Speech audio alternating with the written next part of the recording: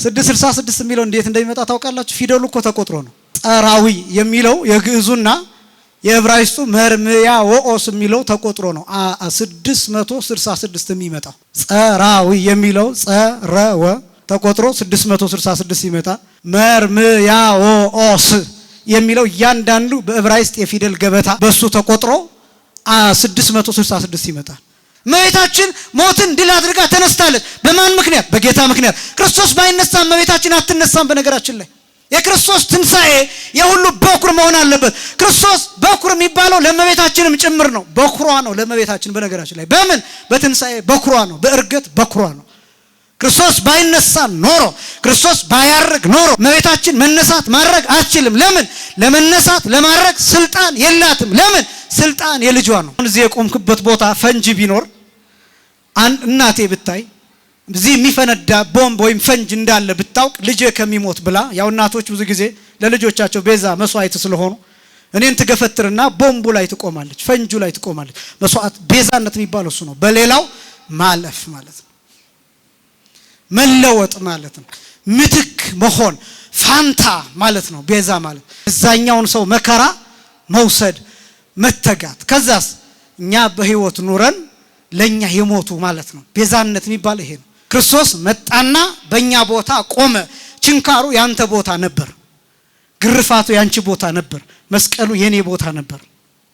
የመራቡ መጠማቱ የኛ ቦታ ነበር። እዚህ ክርስቶስ ለምሳሌነት ነው የመጣው እና እናትህን ነዋት ወንድሞችህን ነው ሲባል ክርስቶስ ትምህርቱን አቋርጦ ቢሆን ኖሮ ዛሬ እኔ አንድ ሰው መጥቶ ፈልጌህ ነበር ቢለኝ ድምጽ ማጉሊያውን አስቀምጬ ወጣ ነበር።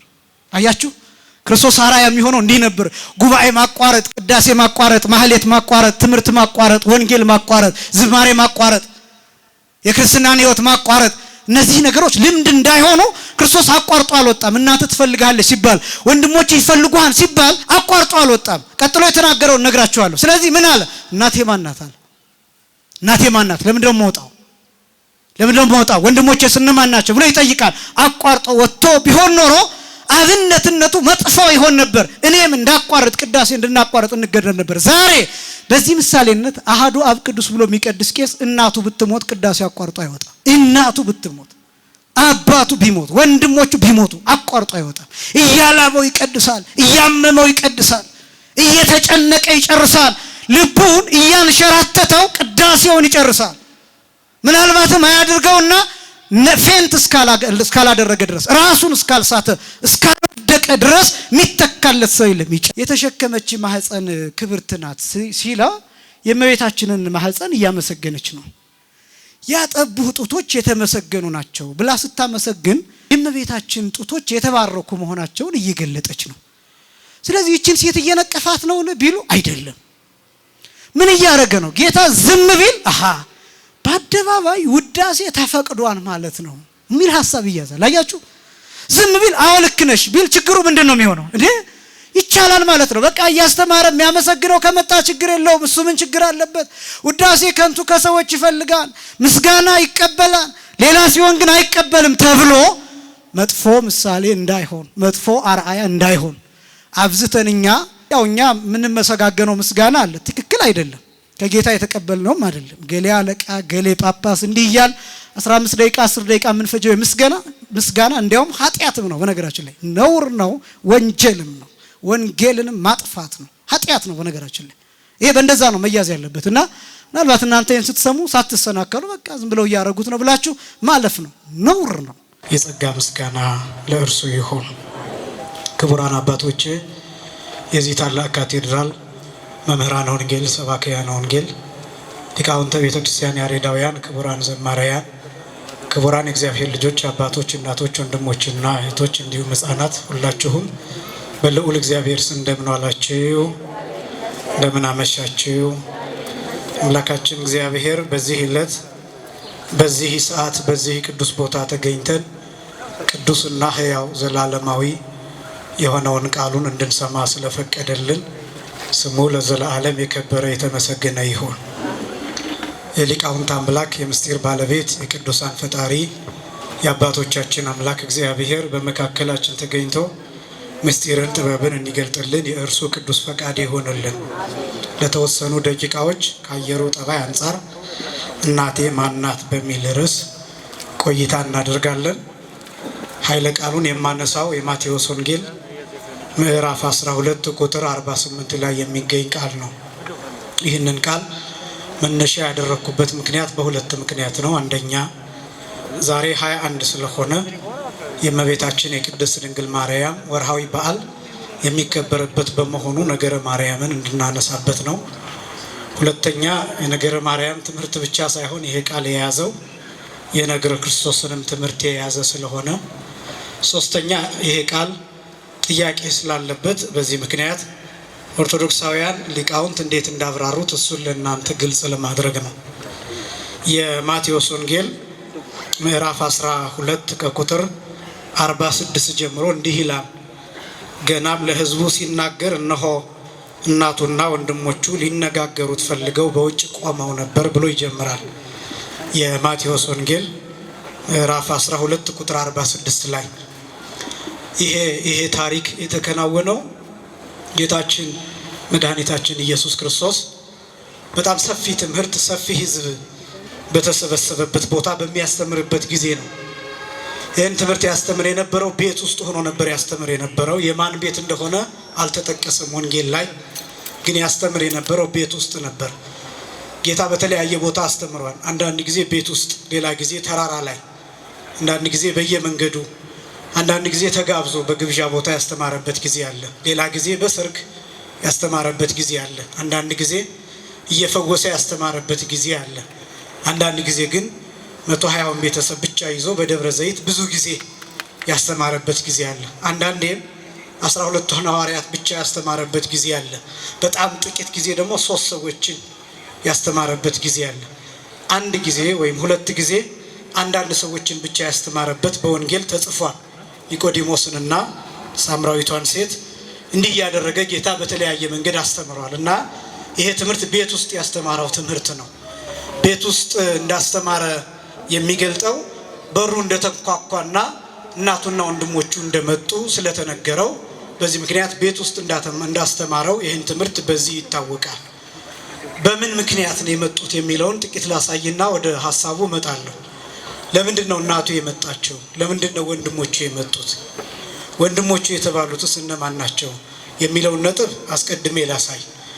የመጡበትን ምክንያት ቅዱስ ማርቆስ ወንጌላዊ በማርቆስ ወንጌል ምዕራፍ 3 ቁጥር 21 ላይ ግልጽ ያደርገዋል።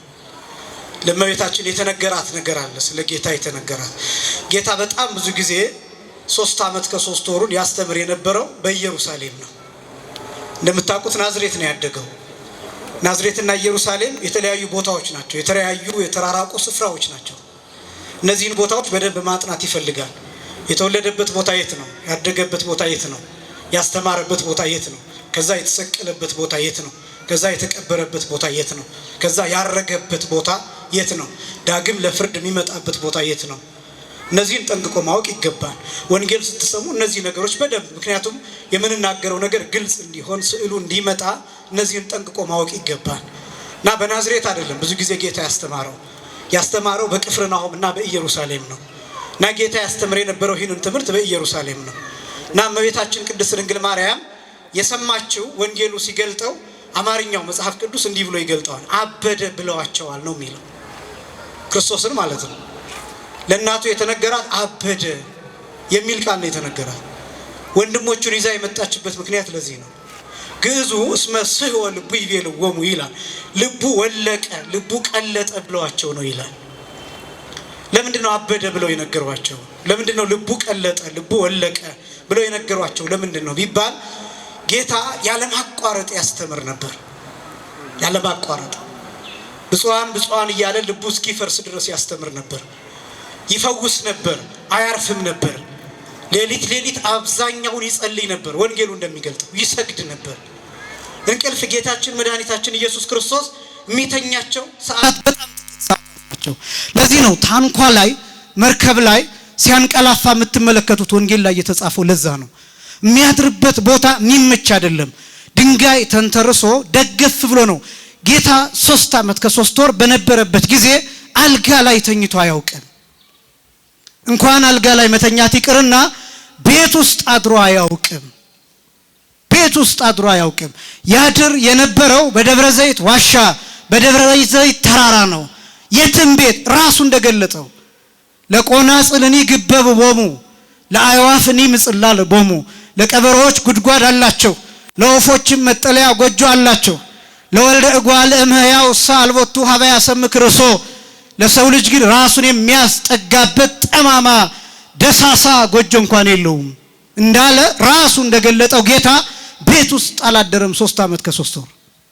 እኛ ዝናብ እንሰቀቃለን፣ እኛ ብርድ እንሰቀቃለን፣ እኛ ነፋስ ያሰቅቀናል፣ እኛ ሌሊት ከቤት ተነስተን መተን ማስቀደስ ያስጨንቀናል፣ መቁረብ ያስጨንቀናል፣ እኛ ስለ ኃጢአታችን ንስሐ መግባት ያስጨንቀናል። ክርስቶስ 3 ዓመት ከ3 ወር ልክ እንደ ውሻ በተራራ ኩርትም እያለ ድንጋይ ተንተርሶ ነበር የሚተኛው። አልጋ ላይ ተኝቶ ያቅም፣ ቤት ውስጥ አድሮ ያቅም። ወደ መጨረሻው ጊዜያት ሊይዙት በፈለጉ ጊዜ ነበር ቢታንያ በእነ አልዓዛር ቤት ያድር የነበረው። እሱም ጊዜው እስኪደርስ ሐሙስ እስኪደርስ ድረስ ከሆሳዕና ጀምሮ አልዓዛርን ከሙታን ከቀሰቀሰ በኋላ አጥብቀው ይፈልጉት ስለነበር እስከ ሐሙስ ማታ ድረስ ያድር የነበረው በቢታንያ ነበር፣ በእነ አልዓዛር ቤት ነበር ያድር የነበረው። ሐሙስ ግን ጊዜው ሲደርስ ማታ ላይ እዛው ደብረ ዘይት ተገኘ፣ መጡ፣ ያዙት፣ ምክንያቱም ፈቃዱ ስለነበረ። ከዛ ውጭ ግን 3 ዓመት ከ3 ወር ውጭ ነበር የሚያድረው። ይሄን ማስታወስ ይገባል። እንዴት እንደተንከራተተ ማወቅ ይገባል። ጌታችን መድኃኒታችን ኢየሱስ ክርስቶስ 3 ዓመት ከ3 ወር ሙሉ ደብረ ዘይት ያድር የነበረበት ምክንያት የገነት ደጆች ተብለው ከሚጠሩት አንዱ ደጅ ደብረ ዘይት ነው ይላል ቀሌምንጦስ ሲናገር። ደብረ ዘይት ማለት የወይራ ተራራ ማለት ነው። ገነት 3 ደጃፎች አሏት ይላል ቀሌምንጦስ በመጽሐፈ ቀሌምንጦስ ላይ። አንዱ ደብረ ዘይት የሚገኝ ነው ይላል። ጌታችን ለምንድነው 3 ዓመት ከ3 ወር በደብረ ዘይት የቆየው ቢባል ይላል የገነት 3ኛው ደጅ አዳም የወጣበት ደጅ፣ ሔዋን የተባረረችበት ደጅ፣ መልአክ ሰይፍ ይዞ የቆመበት ደጅ ደብረ ዘይት ነው ይላል። ገነት ምድር ላይ ነው ያለችው። ገነት ራሷ ቁጥሯ ከምድር ነው፣ ነገር ግን ከፍ ያለች ቦታ ናት። በእመተ ጸጋ ስትሰፈር 15 ክንድ ከመሬት ወደ ላይ ከፍ ትላለች፣ ግን ምድር ናት። በምስራቅ በኩል ያለች ናት። ይህች ግን እንደ ፎቅ ሆና በአጠቃላይ በዚህ ዓለም የምትገኝ ግን የተሰወረች ናት። 15 አህጉራት እንዳሏት ቀሌምንጦስ ይናገራል። 15 አህጉራት። የኛ ዓለም እንደምታውቁት በ7 አህጉር የተከፈለ ነው። 7 አህጉር፣ ሰሜን አሜሪካ፣ ደቡብ አሜሪካ፣ አፍሪካ እንደዚህ እያለን ምን ቆጥራቸው ማለት ነው። ገነት ግን 15 አህጉራት አሏት፣ ሰፊ ናት። 3 ደጆች ብቻ ነው ያሏት። አንዱ ደጅ ደብረ ዘይት ነው። ደብረ ዘይት ላይ ያለው ደጅ አዳም የተባረረበትና ክርስቶስ 3 ዓመት ከ3 ወር ያሳለፈበት ደጅ ነው። ለምንድን ነው ጌታ እዚያ 3 ዓመት ከ3 ወር መቆየት ያስፈልገው ቢባል አዳም በተባረረበት ቦታ ሁለተኛው አዳም ክርስቶስ ልክ እንደ አንድ ጌታውን እንደሚጠብቅ ውሻ በሯ ላይ ኩርትም ብሎ 3 ዓመት ከ3 ወር ደጅ ጸንቶለታል። ምስጢሩ ይሄ ነው። 3 ዓመት ከ3 ወር ለሁለተኛው አዳም ለመጀመሪያው አዳም ዝም ብለን አይደለም ገነት ሰተት ብለን የገባ ነው። አዳምና ልጆቹ የልጅ ልጆቹ ከሲኦል የወጡት ነፍሳት ነፃ የወጡት ዝም ብለው አይደለም። ዋጋ ተከፍሎ ነው፣ ካሳ ተከፍሎ ነው። ስለ አዳም ፋንታ፣ ስለ ሁላችን ፋንታ ሁለተኛው አዳም ክርስቶስ በእኛ ቦታ ተንከራቶ ነው። እኛ ላይ ሊያርፍ የሚገባውን የጅራፍ ግርፋት ተቀብሎ ነው። የኛ ደም ሊፈስ ይገባ ነበር። የኛ ደም ጠብ ሳይል የሱ ደም እስኪያልቅ ድረስ ፈሶ ነው። እኛ ስለ ኃጢአታችን መራብ ይገባን ነበር፣ ግን አንድ ጊዜ እንኳን ሳንራብ እሱ ስለ ሁላችን ተርቦ ነው። እኛ አንድ ጊዜ እንኳን ድንጋይ ተንተርሰን ሳንተኛ እርሱ ግን ስለ ሁላችን ድንጋይ ተንተርሶ ተኝኖ ነው። ሌሊት በሙሉ እየጸለየ እየሰገደ አድሮ ነው። ውሃ ስጭኝ እያለ እየጠየቀ ካሳ ከፍሎ ነው። በሚጎረብጥ እንጨት መስቀል ላይ እየገሸለጠው ተሰቅሎ ነው። በ5 ችንካር ከመስቀል ጋር ተጣብቆ ነው። ጭንቅላቱ ላይ ወደ 70 የሚደርስ የብረት እሾህ እየፈጠፈጠው እያደቀቀው ልክ እንደ እባብ ተቀጥቅጦ ሞቶ ነው እኛ ወደ ገነት የገባ ነው። ይሄን እንኳን ማወቅ ይገባላ። ይህን ያህል መከራ መቀበል ባንችል፣ እንደ ሰማዕታት ወደ እሳት መወርወር ባንችል፣ ወደ አንበሳ መጎድጓድ መጣል ባንችል፣ ሞትን ሳንሰቀቅ መቀበል እንኳን ባንችል፣ ቢያንስ ግን የተከፈለውን ዋጋ ማወቅ ይገባን፣ መረዳት ይገባን፣ መስማትም ይገባን። እንዲህ ነው የዳን ነው። ያ ቦታ በጣም በሚደንቃችሁ ሁኔታ መጨረሻ ላይ ወአስተራየው መልአክ ዘይጼንኦ የሉቃስ ወንጌል ምዕራፍ 22 ከቁጥር 41 ጀምሮ የሚያበረታው መልአክ ታየው፣ የሚያጸናው መልአክ ታየው የሚል ቃል ታገኛላችሁ። የሉቃስ ወንጌል ምዕራፍ 22 ቁጥር 41 ጀምሮ ጌታ በፍርሃት እያጣጣረ ይጸልይ ነበር ይላል በጌቴሴማኒ። ይሄ ቦታ ማን ነው? የገነት በር። ይሄ በር ማን ነው? አዳም የተባረረበት። ክርስቶስ እዚያ ቦታ ምን ይሰራል? አዳም እንዲገባ የመጣው መልአክ፣ የተቋቋመው መልአክ፣ ሊያበረታው የታየው መልአክ የትኛው መልአክ ነው ቢባል ሰይፍ ይዞ የቆመው መልአክ። ሰይፍ ይዞ የቆመው መልአክ አዳምና ሔዋን እንዳይገቡ ይከለክላቸው የነበረው መልአክ። ይሄ በኦሪት ዘፍጥረት ምዕራፍ 3 ቁጥር 24 ላይ በግልጥ ተጽፎ ታገኛላችሁ። ወአዘዞሙ ለሱራፌል ወኪሩቤል ዘውስተ እደዊሆሙ ሰይፈ እሳት እንተ ትትመያየጥ ከመ ይቀቡ ፍና ወዕፀ ሕይወት ከመ ይባ አዳም ተሃቢሎ ይላል። አዳም ወደ ዘላለም ሕይወት መንገድ እንዳይሄድ ወይም ደግሞ ዕፀ ሕይወት ተብሎ ወደሚጠራው ወደዚያ እንዳይሄድ ተደፋፍሮ እንዳይገባ መንገዱን የሚጠብቁ የምትገለባበት ሰይፍ ይዘው የቆሙ መላእክት አሉ። ይህ በገነት ሶስተኛው በር፣ እሱም በጌቴሴማኒ በደብረ ዘይት በኩል ባለው በር። ያን መንገድ መልአኩ ሰይፍ ይዞ ይጠብቃል፣ ተጠንቅቆ ይጠብቃል። ማን እንዳይገባ? አዳም። ወዴት እንዳይሄድ? ወደ ዘላለም ፍሬ ሕይወት ወደሚሰጠው ወደ ዕፀ ሕይወት እንዳይገባ። ያ መንገድ ዝግ ነበር። ከዛ ክርስቶስ ሲመጣ ምን እንዳደረገ ታውቃላችሁ? የመጀመሪያው ይህንን መንገድ መክፈት ነው። ምን ብሎ አስተማረ? የዮሐንስ ወንጌል ምዕራፍ 14 ቁጥር 6 ላይ እኔ መንገድ እና እውነት ሕይወት ነኝ። እስኪ በሉ፣ እኔ በሉ፣ መንገድ በሉ፣ እውነትና ሕይወት ነኝ። መንገድ፣ እውነት፣ ሕይወት። ልብ በሉ። መንገድ ለምን ብሎ ራሱን ጠራ? ያኛው መንገድ ተዘግቶ ነበር። ወደ ሕይወት ፍሬ የሚወስደው መንገድ ዝግ ነበር። መልአክ ሰይፍ ይዞ እየጠበቀው ነበር። ታጥሮ ነበር። እሳት ነበር። ማንም መግባት አይችልም። ማንም መግባት አይችልም። ዓላማውም አዳም እንዳይገባ ነው። አዳም እንዳይገባ የተከለከለበት መንገድ መቼ ተከፈተ?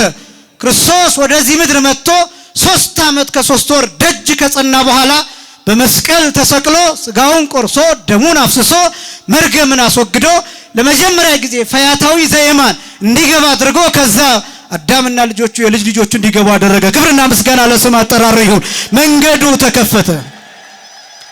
እኔ መንገድ እውነትና ሕይወት ነኝ። መጨረሻው ምንድነው? ሕይወት ራሱ ጋር ያደርሳል። ያ መንገድ በሕይወት ዛፍ ፋንታ ክርስቶስ የዘላለም ሕይወት ፍሬ ሆኖ ምድር ላይ ተተከለ። እሱን እንበላለን፣ እሱን እንጠጣለን፣ በሕይወት እንኖራለን። መንገድ እሱ ነው፣ እውነት እሱ ነው፣ ሕይወት እሱ ነው። እንዲህ ነው የዳን ነው። ለዚህ ነው ያ መልአክ መጥቶ የተገለጠለት። ከዚያ ሁለተኛው አዳም ክርስቶስ መጀመሪያው አዳም እንዲገባ ያደርጋል። በዚህ መልክ ክርስቶስ የመረጣቸውን ቦታ ማወቅ መረዳት ይገባል። ኢየሩሳሌም ማለት ሀገረ ሰላም በጣም ብዙ ጊዜ ያስተማረባት ከተማ ናት። የታላቁ ንጉሥ ከተማ ተብላ ትጠራለች። ራሱ ጌታ የጠራው ሀገሩ ለንጉሥ አብይ ይላታል። የማቴዎስ ወንጌል ምዕራፍ 5 ቁጥር 37 ላይ የታላቁ ንጉሥ ከተማ እያለ ይጠራታል። እና ጌታ በዚህ በሚያስተምርበት ጊዜ ልቡ እስኪፈርስ ድረስ ሳያርፍ ጧት ቤተ መቅደስ ያስተምራል። ቀን ደግሞ ብዙ ድውያንን ይፈውሳል። በሄደበት ቦታ ያስተምራል። አያርፍም። ብዙ ተአምራትን ያደርጋል። እና ሲያዩት እንዴ ይሄ ሰው አያርፍም እንዴ ልቡ እኮ ሊፈርስ ነው ብለው ይህንን መልእክት ለእመቤታችን ለቅድስት ድንግል ማርያም ላኩላት። ነይና ልጅሽን አንድ በይው፣ ልቡ ፈርሶ ሊሞት ነው፣ እንዲያውም አብዷል። ብዙ ጊዜ እየተናገረ ልቡን አጥቶ ሊሞት ነው። ልቡን ሻ ብሎት ይላሉ መተርጉማኑ። ልቡን ሻ ብሎት ሸርተት ብሎ ሊሞት ነው ብለው ላኩበት። በዚህ ምክንያት ወንድሞቹን አስከትላ እመቤታችን ወደዚህ ስፍራ መጣች። ወንድሞቹ የተባሉትን ደግሞ ጥቂት ነገር ልናገር። ወንድሞቹ የተባሉት የዮሴፍ ልጆች ናቸው። መጽሐፍ ቅዱስ ወንድሞች የሚሉትን በብዙ አይነት አውድ ይገልጣል። አብረው ቢያድጉ ሰዎችን ወንድሞች ብሎ ይጠራል። በእርግጥ የሥጋ ወንድሞች የሆኑትንም ወንድሞች ብሎ ይጠራል። በመንፈስ ወንድሞች የሆነውንም ወንድሞች ብሎ ይጠራል።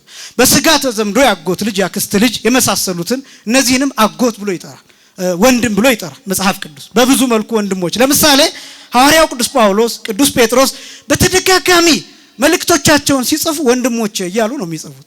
በሥጋ ከእነሱ ጋር አንወለድም። ጴጥሮስ የሥጋ ወንድሜ አይደለም፣ የመንፈስ ወንድሜ ነው። ሲጽፍ ግን ወንድሞቼ እያለ ነው የሚጠራው። ስለዚህ ወንድሞች የሚለውን መጽሐፍ ቅዱስ በብዙ አገላለጥ ይገልጠዋል። ይሄ ብቻም አይደለም። የዮሴፍ ልጆች፣ ዮሴፍ በነገራችን ላይ ለጌታ በሥጋ ዘመዱ ነው በእመቤታችን በኩል። በሌላ አገላለጥ ዮሴፍ የእመቤታችን የቅድስት ድንግል ማርያም የሥጋ ዘመዷ ነው። ስለዚህ ከዮሴፍ የሚወለዱት ልጆች የተወለዱት ልጆች ዮሴፍ ከሚስቱ ከሞተችው ሚስቱ የወለዳቸው ልጆች የጌታ የሥጋ ዘመዶቹ ናቸው። በዚህ ምክንያት ወንድሞቹ ተብለው ይጠራሉ። ይሄን ማወቅ ይገባል። ምንም አያስደንቅም ወንድሞቹ ተብለው መጠራታቸው። ላቲ ስብሐት ክብር ይግባትና ከእመቤታችን የተወለዱ አይደሉም። ለምን? እመቤታችን ቅድስት ድንግል ማርያም ሌላ ልጅ እንደማትወልድ አሳያችኋለሁ። እና ወንድሞቹ ተብለው የተጠሩት አንደኛ በሥጋ ዘመዶቹ ስለሆኑ፣ ሁለተኛ አብረው ስላደጉ ወንድሞች ተብለው ይጠራሉ። ለምሳሌ ጌታ ሐዋርያትን ራሳቸውን በግልጽ የዮሐንስ ወንጌል ምዕራፍ 20 ቁጥር 17 ላይ ማርያም መግደላዊትን ሲልካት ሂጂና ለወንድሞቼ ንገሪያቸው ብሏታል። ሐዋርያትን ሂጂና ለወንድሞቼ ንገሪያቸው። ሐዋርያትን ወንድሞቼ ያለው በሁለት ምክንያት ነው። አንደኛው 3 ዓመት ከ3 ወር ከእርሱ ሳይለዩ ቆይተዋል። በጣም ብዙ ጊዜ ነው። በዚህ ምክንያት ወንድሞች ይባላሉ። ሁለተኛ ወንድሞቼ ተብለው የሚጠሩት ሐዋርያት የጸጋ ልደትን ስለተቀበሉ በዚህ ምክንያት ሐዋርያትን ወንድሞቼ ብሎ ይጠራቸዋል። ስለዚህ መጽሐፍ ቅዱስ ወንድሞች ብሎ የሚጠራው በስጋ ወንድሞች የሆኑትን ብቻ ሳይሆን በመንፈስ ወንድሞች የሆኑትን እነዚህን ሁሉ ወንድሞች ብሎ ይጠራል። እመቤታችን ቅድስት ድንግል ማርያም ለምንድን ነው ሌላ ልጅ የማይኖራት? ይህንን እናገርና ወደ ርዕሴ እመጣለሁ። እመቤታችን የእግዚአብሔር ምሳሌ ናት። እስኪ በሉ እመቤታችን በሉ። ሁላችሁ እመቤታችን በሉ። የእግዚአብሔር አብ ምሳሌ ናት። የማን ምሳሌ ናት? የእግዚአብሔር አብ ምሳሌ ናት። እግዚአብሔር አብ እግዚአብሔር ወልድን ብቻውን ነው የወለደው። እግዚአብሔር አብ እግዚአብሔር ወልድ ብቻውን እንደወለደው ማለት ያለ እናት እንደወለደው እመቤታችን ቅድስት ድንግል ማርያም እግዚአብሔር ወልድን በስጋ ብቻዋን ወልደዋለች፣ ያለ አባት ወልደዋለች። እግዚአብሔር አብ እግዚአብሔር ወልድን ከወለደ በኋላ ሌላ ልጅ እንደሌለው እመቤታችን ቅድስት ድንግል ማርያም ብቻዋን እግዚአብሔር ወልድ ኢየሱስ ክርስቶስን በስጋ ብቻዋን ወልደዋለችና ሌላ ልጅ የላትም። ለምን? ኢየሱስ ክርስቶስ ዋሂድና አንድ ቅንጣት መሆን የብቻ ገንዘቡ ነው። እስኪ በሉ አንድ ቅንጣት መሆን በሉ። ሁላችሁም አንድ ቅንጣት መሆን በሉ። የብቻ በሉ ገንዘቡ ነው። ወልድ ዋህድ ብለን እንጠራዋለን። ወልድ ዋህድ ማለት አንድ ልጅ ማለት ነው። አንድ ወጣት አንድ ቅንጣት ማለት ነው። ይሄ የሚያሳየው ወልድ ዋህድ ተብሎ ሲጠራ መጀመሪያም ከአብ ብቻውን የተወለደ ከዛ ሌላ ተከታይ ታናሽ የሌለው ከመቤታችን ከቅድስት ድንግል ማርያም በስጋ ብቻውን የተወለደ ከዛስ ታናሽ ተከታይ የሌለው። ይሄ ብቻም አይደለም፣ ትንቢት አለ። ትንቢተ ሕዝቅኤል ምዕራፍ 44 ከቁጥር 1 ጀምሮ እንደተዘጋ እንዲኖር ማህፀኗ የድንግል ማርያም ማህፀን እንደታጠረ እንዲኖር እንደተቀጠረ እንዲኖር ዝግ ሆኖ እንዲኖር የታወጀ አዋጅ የተነገረ ትንቢት የተሰጠ ሕግ አለ። ከኃያላን ፈጣሪ ከእግዚአብሔር ወልድ ከኢየሱስ ክርስቶስ በቀር ማንም አይገባበትም። ህርም ነው። አውደ ማህፀኗ አስቀድሞ በትንቢት ታጥሯን በብጻት ተቀጥሯል። ወልደ እግዚአብሔር ባደረበት ዙፋን ማንም አይቀመጥም። ሊቀ ጳጳስ በሚቀመጥበት ወንበር ቄስ አይቀመጥም። ንጉስ በሚቀመጥበት ወንበር ራስ፣ ቀኛዝማች፣ ግራዝማች፣ ፊት አውራሪ አይቀመጥበትም። አለቆች በሚቀመጡበት ወንበር ቄሰ ገበዝ፣ ሊቀ ዲያቆን አይቀመጡ። ልክ ያ ወንበር ተከብሮ ባዶውን እንደሚቀመጥ ሁሉ ልክ እንደዚያ የእመቤታችን የቅድስት ድንግል ማርያም ማህፀን እግዚአብሔር ወልድ ኢየሱስ ክርስቶስ የተቀመጠበት ዙፋን ስለሆነ ሩቅ ብእሲ አያድርበትም። ዘርአ ብእሲ የወንድ ዘር አያርፍበትም። ህርም ነው። የተከለከለ ነው። የታጠረ ነው። የተቀጠረ ነው። ማህፀኗ ብቻ አይደለም፣ እመቤታችን ራሷ በወንድ እጅ አትዳሰስም። ምክንያቱም የብጻት ልጅ ናት እመቤታችን፣ የስለት ልጅ ናት እመቤታችን። ልክ እንደ ወለተ ዮፍታሔ ናት። እንደ ዮፍታሔ ልጅ እንደ መስፍኑ ዮፍታሔ ልጅ ናት። ያቺ ወንድ ሳይነካት ነው የሞተችው። ወንድ ሳይነካት መስዋዕት ሆና ነው የሞተችው። ያቺ የዮፍታሔ ልጅ ተስሎ በጦርነት ጊዜ ድል ያደረኩ እንደሆነ ወደ ቤቴ ስመለስ ቀድሞ የተቀበለኝን እሰዋልሃለሁ ብሎ ቃል ተናገረ። በግ ነበረው። ያ በግ ይመጣን ድምጼን ያውቀዋል፣ ያ ብቅ ሲል እሱን አርዳለሁ መስዋዕት አደርጋለሁ ብሎ ነበር። የመጣው ግን በጉ አይደለም፣ አንዲት ልጁ ናት የመጣችው። አንዲት ልጁ ያችን አንዲት ልጁን ተመለከታት። አይሰርክኒ ወለቴ ልጄ ሆይ አጎሳቆልሽኝ፣ አዋረድሽኝ፣ ነገር ግን አፌን ከፍቻለሁ ለእግዚአብሔር አላት። ምን ብለህ አለችው። ቀድሞ የሚቀበለኝን እሰዋለሁ ብያለሁ አላት። ግድ የለም እንኳን አንተ በደህና መጣህ ድል አደረክ እንጂ ችግር የለውም እኔን የተናገርከውን አድርግብኝ አለችው ልጅቱ። ከተወሰኑ ቀናት በኋላ ልጁን ሰዋት፣ አረዳት፣ በእሳት ማቃጠላት። ጓደኞቿ ይላል በአመት 4 ጊዜ እየተሰባሰቡ ሙቾ ያወርዱላት ነበር ይላል መጽሐፈ መሳፍንት ምዕራፍ 11 ከቁጥር 40 ጀምሮ። እና መጽሐፍ ቅዱስ ይገልጣታል። ያቺ ሴት የሞተችው ድንግል እንደሆነች ነው ይላል። ወንድ አታውቅም ነበር ይላታል። ያቺ ሴት አሁንም ድንግል ናት። ለምን ሞታለች? እመቤታችንስ የዘላለም ድንግል የምትባለው ለምንድን ነው? ለኃጢአት ሞታለች። ለዚህ ዓለም ሞታለች፣ ለነውር ሞታለች፣ ለጽድቅ ግን ሕያዊት ናት። ለእግዚአብሔር ፈቃድ የተሰጠች ናት። ለእግዚአብሔር ፈቃድ ሕይወቷ የተቃጠለ ነው፣ ዘመኗ የተሰጠ ነው። የእግዚአብሔር ሰይፍ ፈቃድ ሰይፍ አልፎባታል፣ ቃል ሰይፍ አልፎባታል፣ ከዚህ ዓለም ለይቷታል። ስለዚህ እመቤታችን ቅድስት ድንግል ማርያም ብጽዕት ተብላ የምትጠራው ለዚህ ነው። ክብርና ምስጋና ለአምላካችን ይሁን። የተለየች ሴት ናት እመቤታችን። ስለዚህ እመቤታችን የብፅዓት ልጅ ናት።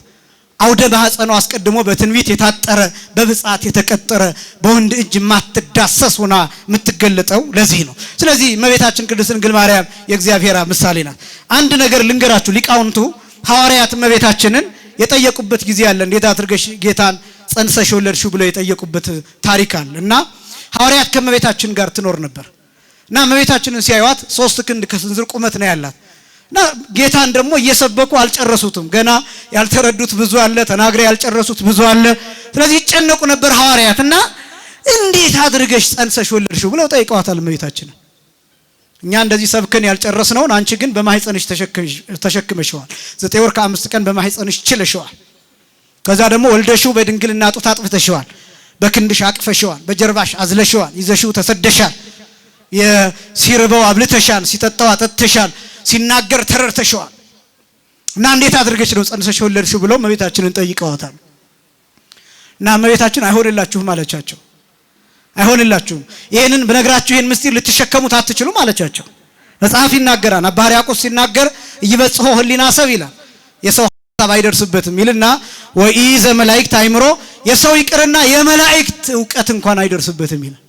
አይመረመርም። በነገራችን ላይ ምስጢረ ሥጋዌ በድንግል ማርያም ማህፀን የተከናወነው በነገራችን ላይ ምንም ነገር አልተናገርንም።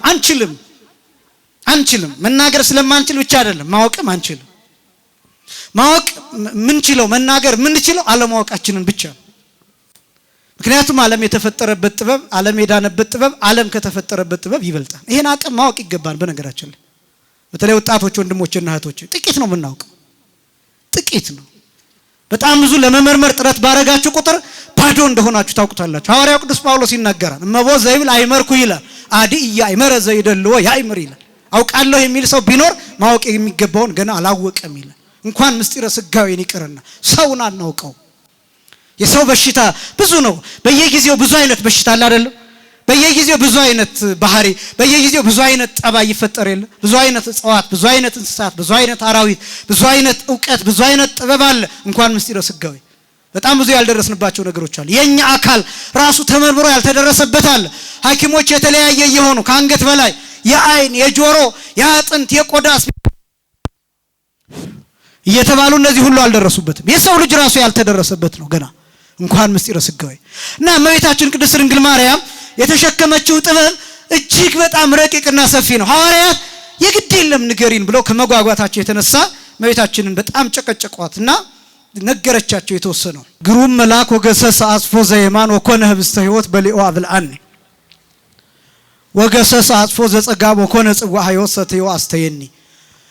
ቀድሞ ከማውቀው የተለየ ግሩም መልአክ ወደኔ መጣ።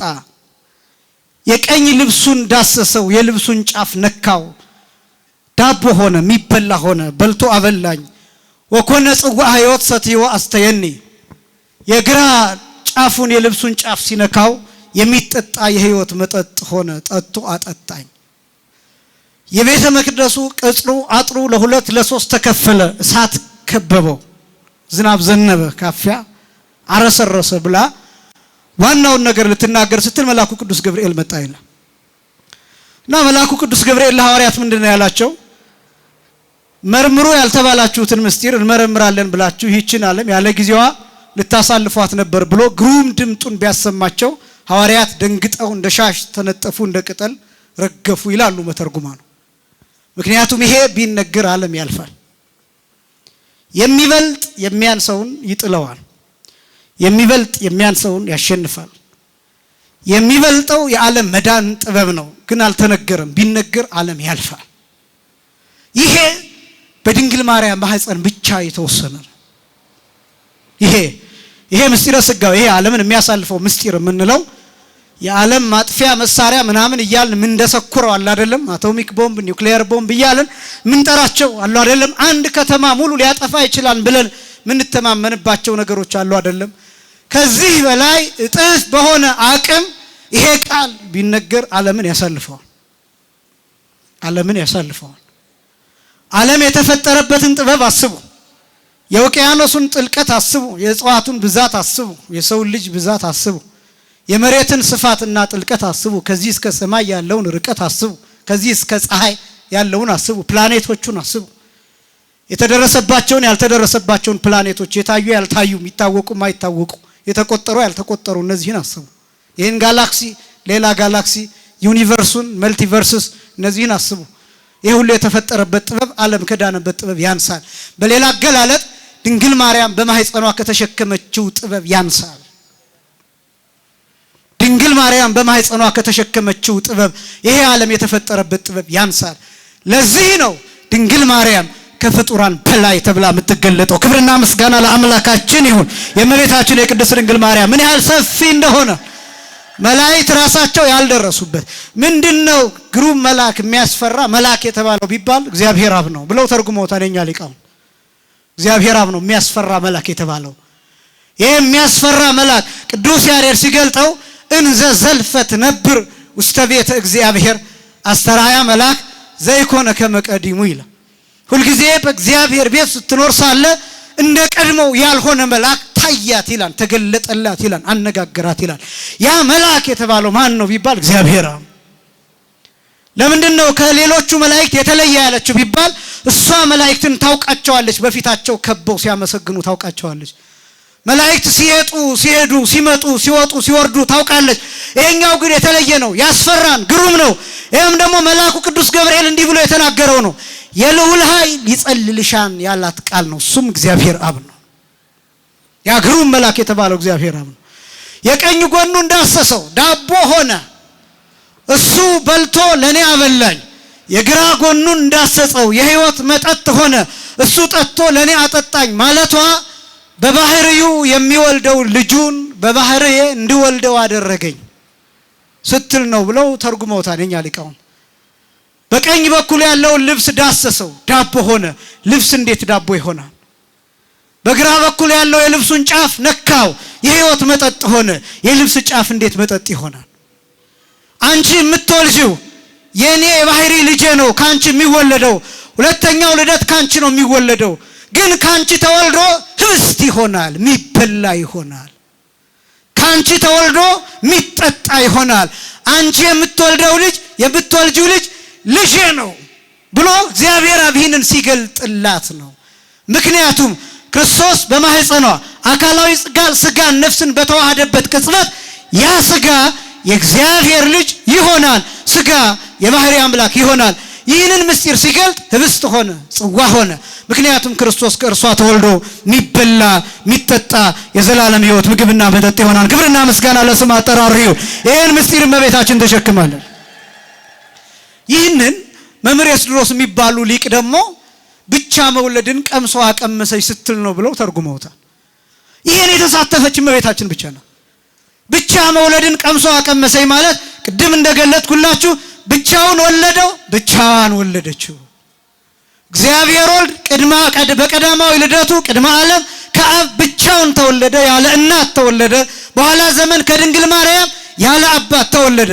ብቻውን ወለደው ብቻዋን ወለደችው በምድር እናት አለው በሰማይ አባት አለው ይሄ ምስጢር ረቂቅ ነው ዋህድ ነው አንድ ወጣት ነው አንድ ቅንጣት ነው ይህን ምስጢር ለማሳየት እመቤታችን ቅድስት ድንግል ማርያም ወላዲተ አምላክ ተብላ ትነገራለች ስለዚህ እመቤታችን አንደበቷ ሳይሆን ማህፀኗ ተዘግቶ ተቀጥሮ የሚኖርበት ታጥሮ የሚኖርበት ምክንያት ለዚህ ነው በአንደበቷ ግን እንዲህ ብላ ትናገራለች ትውልድ ሁሉ ብጽዕት ይለኛል ክብርና ምስጋና ለአምላካችን ይሁን ብጽዕት ብለን እናመሰግናለን ስለዚህ አንዱም እነሆ እናት ወንድሞቼ ሊነጋገሩ ፈልገው በውጭ ቆመዋን አለው ይላል ይህንን የኛ ሊቃውንት ይሁዳ ነው ጉባኤው እንዲፈታ የፈለገ ሰው ነው ይህንን የተናገረው ብለው አብራርተውታልና ከዛ በሩ ሲንኳኳ ብቅ ብሎ ሲያይ እመቤታችንና የዮሴፍ ልጆች ናቸው አይ እናትና ወንድሞቼ እየፈለጉህ ነው ብሎ ለጌታ ነገረው አሁን ጌታ ምንድነው ማለት ያለበት ጉባኤውን ማቋረጥ አለበት እናቴና ወንድሞቼ ከጠሩኝማ መውጣት ያለብኝ በቃ ደህና አደሩ ብሎ ነው መውጣት ያለበት። እነዚህ ነገሮች ምን ሊያደርጉ ይችላሉ? ጌታችን መድኃኒታችን ኢየሱስ ክርስቶስ የሚያደርጋቸው ነገሮች በሙሉ ለአርአያነት የሚያደርጋቸው ናቸው። ክርስቶስ የመጣው ይላል ቅዱስ ዮሐንስ አፈወርቅ ሲናገር የኛ መተርጉማንም ሲገልጡ ለሁለት ነገር ነው ይላሉ። ለስንት ነገር? ለሁለት ነገር ነው ክርስቶስ የመጣው። አንደኛው ለአርአያነት በሉ እስኪ፣ ሁለተኛው ለቤዛነት በሉ እስኪ። ለቤዛነት ለስንት ነገሮች ነው የመጣው? ለሁለት ነገሮች። አንደኛው ለአርአያነት፣ ሁለተኛው በቃ እነዚህ ሁለት ሲጠቀለሉ የጌታ መምጣት በእነዚህ ሁለት ምክንያቶች ብቻ ነው። እነዚህን ያዟቸው። አርአያነት ምንድነው ሲባል በእያንዳንዱ እንቅስቃሴው ክርስቶስ ምሳሌ ነው። ምክንያቱም እንዲህ ነው ያለው በማቴዎስ ወንጌል ምዕራፍ 11 ቁጥር 29 ላይ ከእኔ ምን በሉ ተማሩ። በቃ ከእኔ ተማሩ፣ እኔ የዋህ በልቤም ምንድነኝና ትሁት ነኝና። አለቀ። ስለዚህ ክርስቶስ ያደረገው ነገር በሙሉ ሞቱ፣ ትንሳኤው፣ እርገቱ ምሳሌ ነው። ትሞታለህ፣ ትነሳለህ፣ ታርጋለህ። አለቀ። የክርስቶስ ሞት ዝም ብሎ አይደለም። ክርስቶስ እንደሞተ እኛ ምን ሞታለን? ክርስቶስ እንደተነሳ እኛ ምን እንነሳለን? ክርስቶስ እንዳረገ እኛ ምን እናረጋለን? ሊቃውንቱ የሚሉት አረገ እግዚአብሔር ከመያ ለቡ እርገተ ጻድቃን ንጹሃን፣ የንጹሃንን ጻድቃን እርገት ያስረዳ ዘንድ አረገ ነው። በቃ ክርስቶስ ለምን አረገ ብትባል እኔ እንዳርግ ነው። ክርስቶስ ለምን ተነሳ ብትባል እኔ እንድነሳ ነው። በቃ ይሄው ነው። ሞትን ድል አድርጓል። አንተም ሞትን ድል ታደርጋለህ። መቼ? በትንሣኤ ዘጉባኤ። እመቤታችን ሞትን ድል አድርጋ ተነስታለች። በማን ምክንያት? በጌታ ምክንያት። ክርስቶስ ባይነሳ እመቤታችን አትነሳም። በነገራችን ላይ የክርስቶስ ትንሣኤ የሁሉ በኩር መሆን አለበት። ክርስቶስ በኩር የሚባለው ለእመቤታችንም ጭምር ነው። በኩሯ ነው ለእመቤታችን። በነገራችን ላይ በምን? በትንሣኤ በኩሯ ነው። በእርገት በኩሯ ነው። ክርስቶስ ባይነሳ ኖሮ፣ ክርስቶስ ባያርግ ኖሮ እመቤታችን መነሳት ማድረግ አትችልም። ለምን? ለመነሳት ለማድረግ ስልጣን የላትም። ለምን? ስልጣን የልጇ ነው። ስልጣን የማን ነው አልኳችሁ?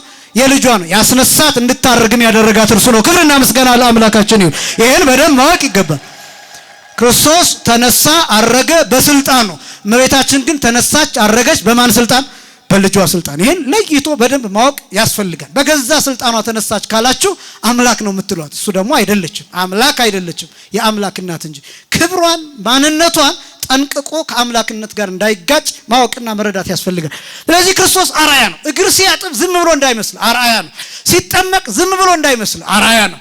በምድረ በዳ ሲንከራተት ዝም ብሎ እንዳይመስል አርአያ ነው። የነማን? የባህታውያኑ አርአያ። ደብረ ዘይት ሲያድር ዝም ብሎ እንዳይመስል አርአያ ነው። ወደ መቅደስ ሁልጊዜ ሄደ ሲባል ዝም ብሎ እንዳይመስል አርአያ ለመሆን ነው። ለምን 40 ቀን ጾመ? ዝም ብሎ እንዳይመስል እንድትጾም ነው። ተኝተ ዝም ብሎ ያገኘውን እየቆረጥክ እንድትበላ አይደለም፣ አርአያነት ነው። ለምን ጸለየ? አርአያነት። ለምን ሰገደ? አርአያነት። ለምን ውሃ ስጡኝ ብሎ ጠየቀ? አርአያነት። ለምን ተንከራተተ? አርአያነት። ለምን ተሰደደ? ለአርአያነት፣ ለምሳሌነት ነው። እስመ አርአያየ ወሀብክሙ ይላል የዮሐንስ ወንጌል ምዕራፍ 13 ላይ ይኸው ምሳሌነቴን፣ አብነትነቴን፣ መምህርነቴን ሰጠኋችሁ። ይኸው እኔ መምህራችሁ ነኝ፣ እኔ ጌታችሁ ነኝ፣ እኔ ሊቅ ነኝ። ግን ይህን ሳደርግ እናንተ አርአያ እንድታደርጉ ነው። እናንተም ለባልንጀሮቻችሁ ይህን እንድታደርጉ ነው። ስለዚህ አርአያነት ነው። ይሄን በደንብ ማወቅ ይገባል። እና ለሌሎቹ መልስ ስትሰጡ ማን እንደምትጠቅሱ ታውቃላችሁ? ክርስቶስ። ለምን ትጾማላችሁ ቢባል ክርስቶስ ጾመ። ለምን ትሰግዳለህ ቢባል ክርስቶስ ሰገደ። ለምን ወደ ቤተ መቅደስ ትሄዳለህ? ምን ይሰራልሃል? መቅደስ እኮ አንተ ነህ የሚል ቢኖር እንዴ ክርስቶስ ራሱ የመቅደሱ አምላክ የሚመለክ በመቅደሱ ሆኖ ሳለ ግን ወደ መቅደስ ሄዷል። አርአያ ነው። በዓል ለምን ታከብራለህ የሚል ቢኖር ክርስቶስ በዓል አክብሯን ትላለህ።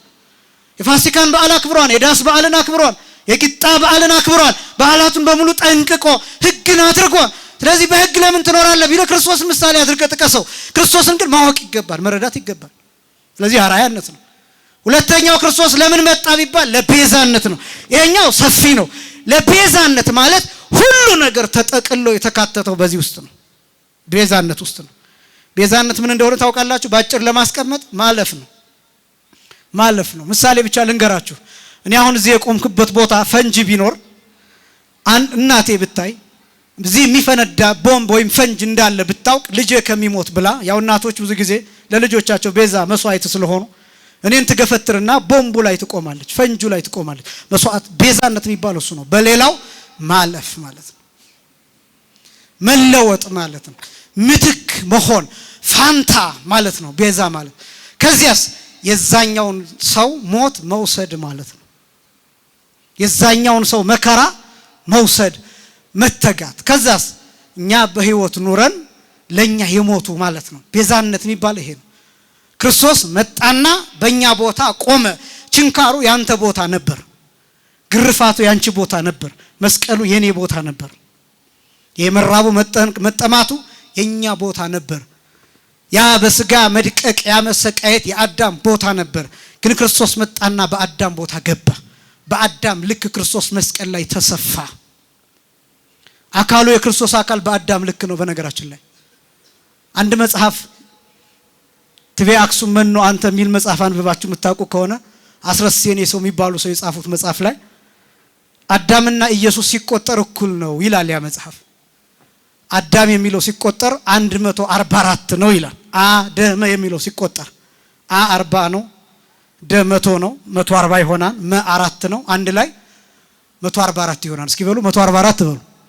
144 አዳም የሚለው ሲቆጠር 144 በፊደል ገበታው ሲቆጠር።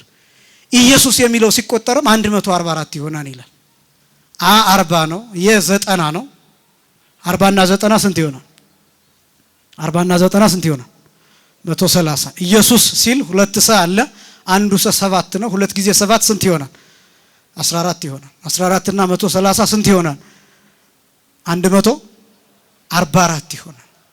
አዳም የሚለው ሲቆጠር ስንት ይሆናል?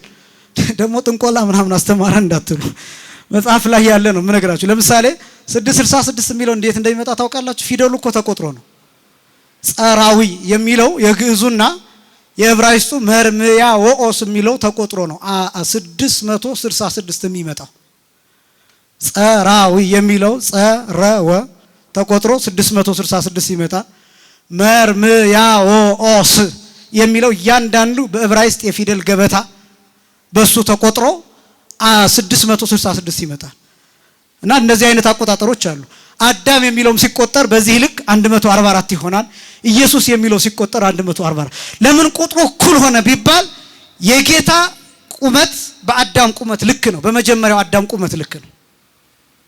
እና ክርስቶስ ልክ ሲሰቀል እነዚህ ሁለቱ እጆች ይታዩአቸዋል። ኮንግረንት ናቸው።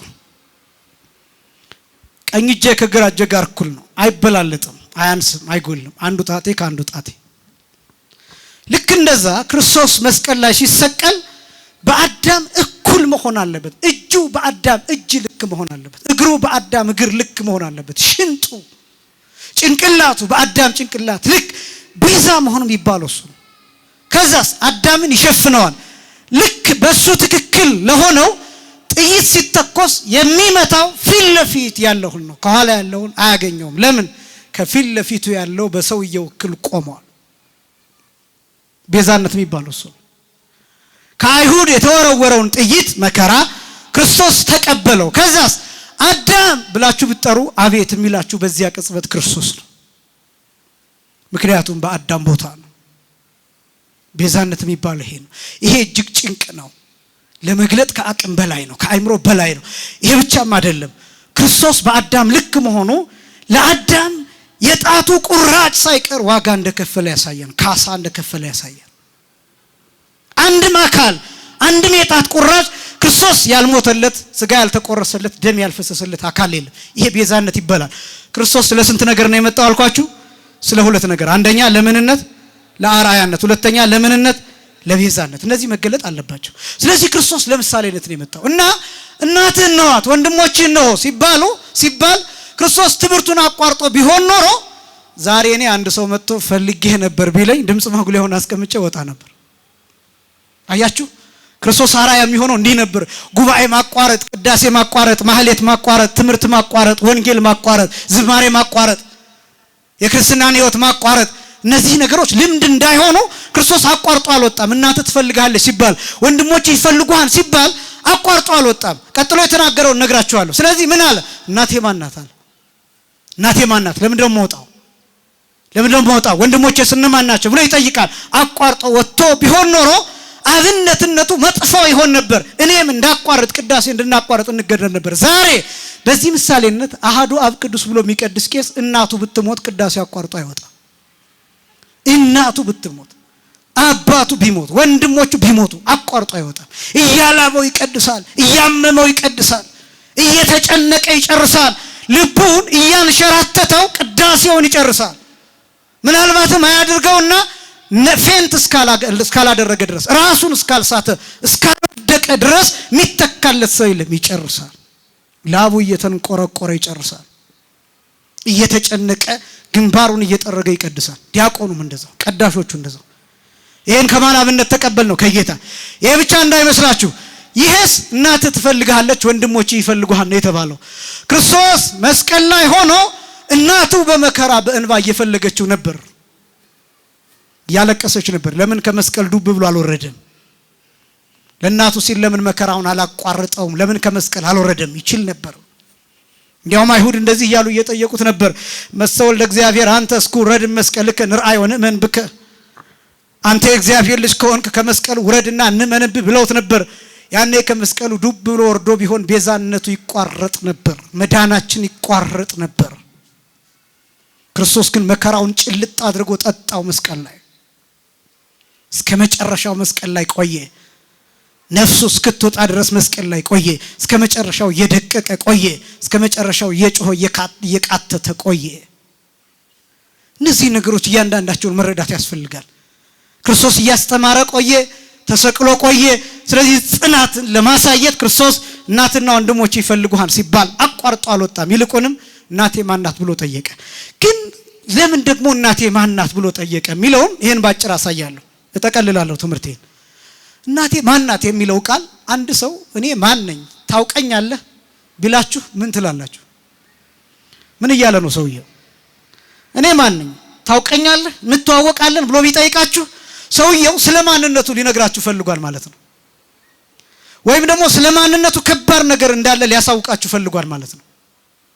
ስለዚህ ሰውየው ራሱን ከፍ አድርጎ ሊገልጥ ፈልጓል ማለት ነው። እመቤታችን ቅድስት ድንግል ማርያምን እናቴ ማን ናት ብሎ ሲጠይቅ ሌላኛው ጥያቄ ምን እንደሆነ ታውቃላችሁ? እኔ ማን ነኝ? እኔ ማን ነኝ?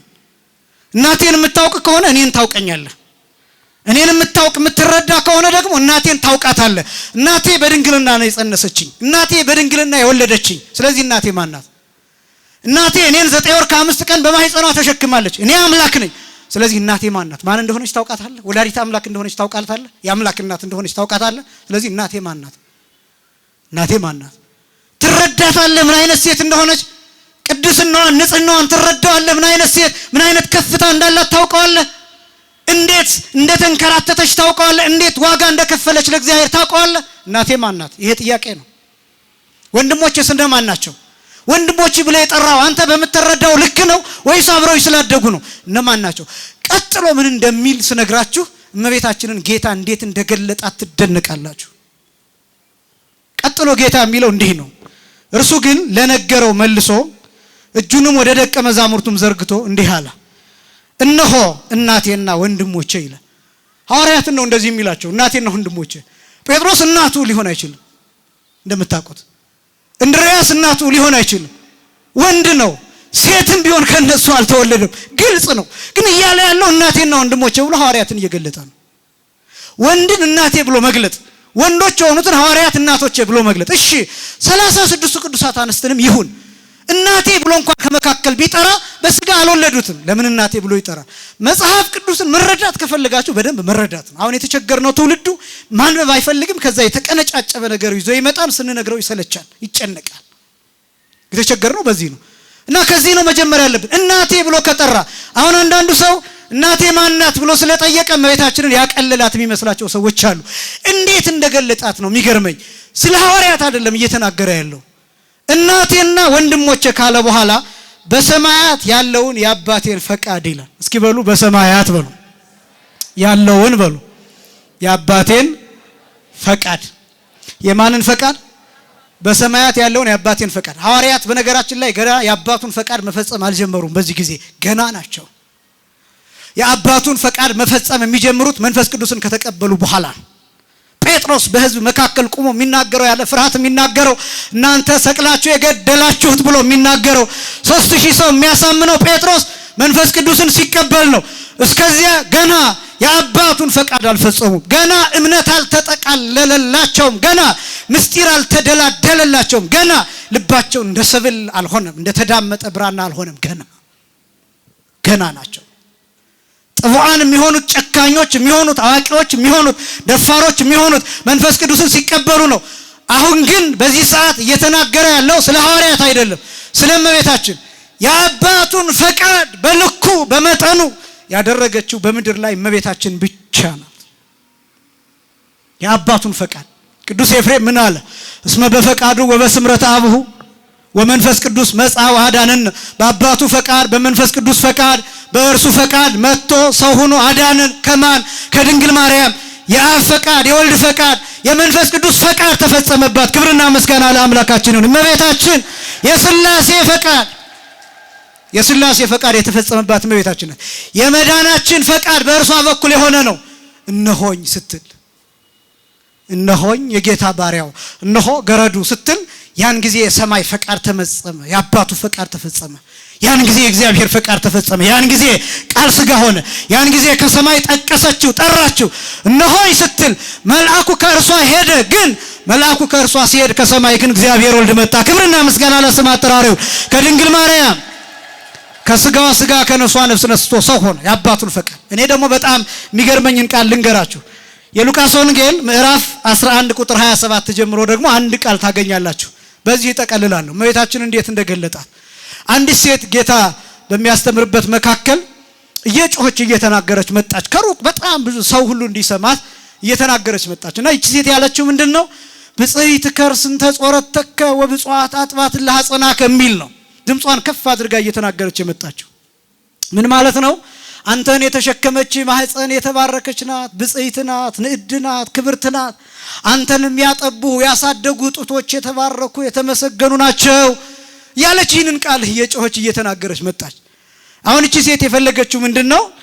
ጥሩ ሴት መጣች፣ እንዴት ያለች ሴት ናት፣ ትልቅ ሰው በእውነት ነው እንዲያመሰግናት ነው የጠበቀችው። በእርግጥ እኔ በሆን እንደዛ ላደርግ ይችል ነበር። ይሄ መምህር እንዲህ ያለ ነው እያላችሁ ከመካከላችሁ ብትመጡ ያን ጊዜ እሰይ እንዴት ያለ ትልቅ ሰው ነው በእውነት እላለሁኝ። ምናልባትም የሚሳደብ ሰው ቢመጣ ደግሞ መንፈስ አለበት ብለን እናባረረዋለን። እና ጌታ ግን ዝም ብሎ አልተቀበለው። ምንድነው ያላት? አዎን አለ እዎ አለና ብፁዓንሰ እለ ይሰምዕዎ ለቃለ እግዚአብሔር ወይም እለ ይሰምዑ ቃለ እግዚአብሔር ወይ ገብርዎ ወይ አቅብዎ ወይ ገብርዎ ይላል። ብፁዓን የሚባሉት ግን የእግዚአብሔርን ቃል ሰምተው የማንን ቃል ሰምተው? የእግዚአብሔርን ቃል ሰምተው የሚጠብቁት የሚያደርጉት ናቸው ብፁዓን አላቸው። አሁን ጌታ እንደዚህ ሲል እንዴ ሊቃውንቱ ተርጉመውታል። የተሸከመች ማህፀን ክብርት ናት ሲላ የእመቤታችንን ማህፀን እያመሰገነች ነው። ያጠቡ ጡቶች የተመሰገኑ ናቸው ብላ ስታመሰግን የእመቤታችን ጡቶች የተባረኩ መሆናቸውን እየገለጠች ነው። ስለዚህ ይህችን ሴት እየነቀፋት ነው ቢሉ አይደለም። ምን እያደረገ ነው? ጌታ ዝም ቢል በአደባባይ ውዳሴ ተፈቅዷል ማለት ነው የሚል ሐሳብ ይያዛል። አያችሁ? ዝም ቢል አዎ ልክ ነሽ ቢል ችግሩ ምንድነው የሚሆነው? እንዴ ይቻላል ማለት ነው። በቃ እያስተማረ የሚያመሰግነው ከመጣ ችግር የለውም። እሱ ምን ችግር አለበት? ውዳሴ ከንቱ ከሰዎች ይፈልጋል፣ ምስጋና ይቀበላል። ሌላ ሲሆን ግን አይቀበልም ተብሎ መጥፎ ምሳሌ እንዳይሆን፣ መጥፎ አርአያ እንዳይሆን አብዝተን እኛ ምንም መሰጋገነው ምስጋና አለ። ትክክል አይደለም። ከጌታ የተቀበልነውም አይደለም። ገሌ አለቃ ገሌ ጳጳስ እንዲያል 15 ደቂቃ 10 ደቂቃ የምንፈጀው ምስጋና እንዲያውም ኃጢአትም ነው። በነገራችን ላይ ነውር ነው፣ ወንጀልም ነው። ወንጌልንም ማጥፋት ነው፣ ኃጢአት ነው። በነገራችን ላይ ይሄ በእንደዛ ነው መያዝ ያለበት። እና ምናልባት እናንተ ይሄን ስትሰሙ ሳትሰናከሉ በቃ ዝም ብለው እያረጉት ነው ብላችሁ ማለፍ ነው። ነውር ነው። አንድን መምህር 10 ደቂቃ መግለጥ ነውር ነው። ገሌ ሊቅ እዚህ ቦታ የተማረ እንደዚህ የሆነ እዚህ ቦታ እንደዛ ቦታ የሚሉት ነገሮች እነዚህ ነውር ናቸው፣ ኃጢአት ናቸው። ይሄ አውደ ምሕረት ክርስቶስ የሚገለጥበት፣ ነገረ ማርያም የሚገለጥበት፣ መላእክት የሚገለጡበት፣ ቅዱሳን ብቻ የሚሰበኩበት ነው እና ክርስቶስ ያንን ምስጋና አልተቀበለም። ስለዚህ መጥፎ አርአያ መጥፎ ምሳሌ እንዳይሆን አሁን አለና ግን የእግዚአብሔርን ቃል ሰምተው የሚጠብቁት ናቸው አለ። የእግዚአብሔርን ቃል ሰምተው የጠበቀ እንደ እመቤታችን ያለ የለም። ክብርና ምስጋና ለአምላካችን ይሁን። እመቤታችን ቅድስት ድንግል ማርያም የእግዚአብሔርን ቃል ሰምታ የጠበቀች፣ ስለ እግዚአብሔር ቃል ራሷን አሳልፋ የሰጠች፣ ዘመኗን ሙሉ በእግዚአብሔር ቃል የኖረች፣ ሕይወቷን መስዋዕት ያደረገች፣ ልክ እንደ ጧፍ የተቃጠለች፣ ለዚህ ዓለም ኃጢአት ነውር ንውጥ ሁና ለኃጢአት ሳይሆን ለጽድቅ ሕያዊት ሆና የኖረች እመቤታችን ናት። የእግዚአብሔርን ቃል የጠበቀች። በሌላ አነጋገር የእግዚአብሔር ቃል የተባለ አካላዊ ቃል ኢየሱስ ክርስቶስ ነው። ከእርሷ ከስጋዋ ስጋ ከነፍሷ ነፍስ ነስቶ ከእርሷ እንዲወለድ እግዚአብሔር ቃልን የጠበቀችው እመቤታችን ናት። የጠበቀችው ሲባል አምላኩና አምላክን የጠበቀች ለማለት አይደለም። በልኳ ተገኝታ በሚፈልገው ንጽህናና ቅድስና ተገኝታ ለእግዚአብሔር ቃል እናትነት የተገባች የሆነች እመቤታችን ቅድስት ድንግል ማርያም ናት። ስለዚህ እናቴ ማን ናት ብሎ ጠየቀና የሰማያዊ አባቴን ፈቃድ የሚያደርጉ እናቴ ወንድሜም እህቴም ናቸው ብሎ ገለጠ። ይህም እመቤታችን ቅድስት ድንግል ማርያም መሆኗን የሚያሳይ ነው። የመጨረሻው መልእክት ግን እኛም የእግዚአብሔርን ቃል ስንጠብቅ ወንድም ተብለን እህት ተብለን እንጠራለን። ምክንያቱም ሂጂና ለወንድሞቼ ንገሯቸው ባለመሰረት ጌታ ሐዋርያትን ወንድሞቼ ብሎ እንደጠራቸው እኛም በእምነት የጠነከርን ስንሆን የንስሐ ሰዎች ስንሆን ስጋውን ደሙን ስንቀበል ከመቅደሱ የማንርቅ እውነተኛ ክርስቲያኖች ስንሆን ወንድሞች ተብለን እንጠራለን። በአምላክ ዳዊት እንደተናገረው እነግሮሙ ስመከ ለአሃዌ ስምህን ለወንድሞቼ እነግራቸዋለሁ ብሎ በተናገረው መሰረት ያንን ስም ይዘን አባታችን ሆይ እያልን የምንጸልይ ስንሆን ወንድሞች ተብለን እንጠራለን። በዮሐንስ ወንጌል ምዕራፍ 17 ቁጥር 6 ላይ ወነገርኩ ስመከ ለሰብ ለእለ ወሀብከኒ እምዓለም ከዓለም ለሰጠኸኝ ሰዎች ስምህን ነገርኳቸው ባለው መሰረት አባት ሆይ አባታችን ሆይ ብለን ስንጠራ ወንድሞች እህቶች ተብለን እንጠራለን። የአንድ አባት ልጆች ነን። እግዚአብሔርን አባት ብለን የመጥራት መንፈስ በውስጣችን ተልኮልናል። ይህ ስልጣን ይህ መብት አለን። ስለዚህ ወንድሞች ተብሎ መጠራትም አለ። ወንድሞቹ ተብለን እንድንጠራ ለዚህም የተገባን እንድንሆን የአምላካችን ቅዱስ ፈቃድ ይሆንልን። የእናታችን የቅድስት ድንግል ማርያም አማላጅነት ከሁላችን ጋር ይሁን። ያስተማረን የአባቶቻችን አምላክ እግዚአብሔር ይክበር ይመስገን። ወስብሐት ለእግዚአብሔር።